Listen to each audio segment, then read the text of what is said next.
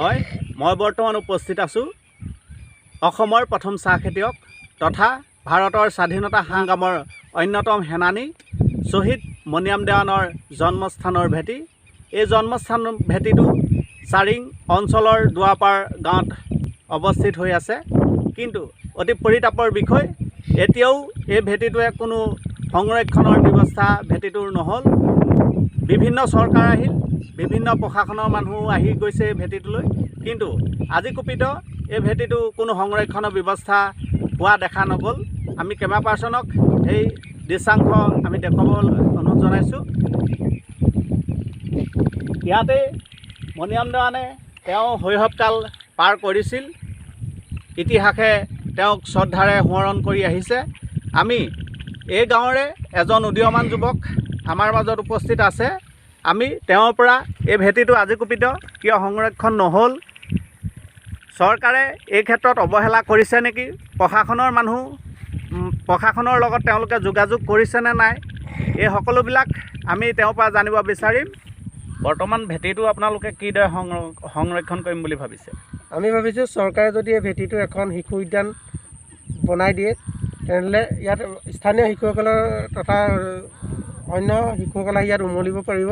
গতিকে আমি চৰকাৰক আহ্বান জনাইছোঁ যাতে চৰকাৰে ইয়াত এখন শিশু উদ্যান প্ৰতিষ্ঠা কৰি দিয়ে। যিহেতু পঞ্চায়তে ইতিমধ্যে ৰাস্তাটো বনাই দিছে, আৰু অলপ বনাই দিলে ৰাস্তাটো ইয়াত আহিবলৈ সুবিধা হ'ব। গতিকে আমি চৰকাৰক সেইটোৱে দাবী জনাওঁ, অনতিপলমে এখন শিশু উদ্যান ইয়াত প্ৰতিষ্ঠা কৰি পেলাই ভেটিটো সংৰক্ষণ কৰক। এই ক্ষেত্ৰত আপোনালোকে পঞ্চায়তকো দাবী জনাব পাৰে, যিহেতু পঞ্চায়তে ৰাজ ব্যৱস্থাটোৱে বহুত কাম কৰি আহিছে। আপোনালোকে এই ক্ষেত্ৰত কি উদ্যোগ লৈছে? পঞ্চায়তে ইতিমধ্যে ৰাস্তাটো বনাই দিছে, কিন্তু কথা হ'ল এই ভেটিটো সংৰক্ষণৰ ক্ষেত্ৰত কিছু জটিলতা আছে। যিহেতু ইয়াৰ চাৰিসীমাটো বৰ্তমানলৈকে নিৰ্ধাৰণ হোৱা নাই, গতিকে এই চাৰিসীমাটো নিৰ্ধাৰণ হ'লে পঞ্চায়তে বিভিন্ন ধৰণৰ কাম ইয়াত হাতত ল'ব পাৰিব।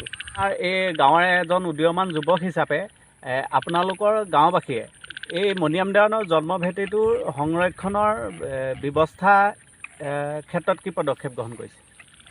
এই ভেটিটো সংৰক্ষণৰ ব্যৱস্থাৰ ক্ষেত্ৰত গাঁওবাসীয়ে বিভিন্ন সংগঠন তথা চৰকাৰক আহ্বান জনাই আহিছে। আগতে কিছু বছৰ আগতে বিভিন্ন সংবাদ মাধ্যমে আহি গাঁৱৰ বিভিন্নজন ব্যক্তিক ভেটিটোৰ ওপৰত মন্তব্যলৈ সাক্ষাৎকাৰো দিছে, কিন্তু কি কাৰণত এই ভেটিটো আজিলৈকে সংৰক্ষণ হোৱা নাই সেইটো আজিলৈকে ৰহস্যৰ কথা। আপুনি এই ক্ষেত্ৰত চৰকাৰলৈ কি আহ্বান জনাব? আমি চৰকাৰক এটাই আহ্বান জনাওঁ যে মণিৰাম দেৱান আছিলে অসমৰ প্ৰথম চাহ খেতিয়ক তথা ভাৰতৰ স্বাধীনতা আন্দোলনৰ এজন অন্যতম শ্বহীদ। তেওঁ চাৰিং দুৱাৰপাৰতে তেওঁ জন্মগ্ৰহণ কৰিছিলে। গতিকে তেওঁৰ জন্মস্থানৰ ভেটিটো চৰকাৰে সংৰক্ষণ কৰিলে আমি শ্বহীদজনক প্ৰকৃত সন্মান দিয়ে বুলি গণ্য কৰাম। হয়, মণিৰাম দেৱানৰ জন্ম ভেটিলৈ অহা ৰাস্তাটো আমি দেখাবলৈ চেষ্টা কৰিছোঁ। এইটোৱে সেইটো ৰাস্তা, যিটো ৰাস্তা যোৱা বছৰ পঞ্চায়তৰ জব কাৰ্ডৰ অধীনত কাম সম্পূৰ্ণ হৈছিল, কিন্তু সম্পূৰ্ণৰূপে হৈ উঠা নাই। আমি অনাগত দিনত ৰাইজেও আশা কৰিছে যাতে এইটো আৰু সুন্দৰ হয়, আৰু লগতে যদি পাৰে, ৰাইজে এইটো কৈছে যে যদি পাৰে পঞ্চায়তৰ দ্বাৰাই এই যিটো মণিৰাম দেৱানৰ ভেটি আছে, এই ভেটিটোৰ যিটো চাৰিবেৰা, এই চাৰিবেৰাটো নিৰ্মাণ কৰি দিয়ক। তেওঁলোকে সেইটো দাবী জনাই আহিছে আৰু তেওঁলোকে আশাও কৰিছে। আপুনি চাই আছে ৰিপৰ্টাৰ অসম।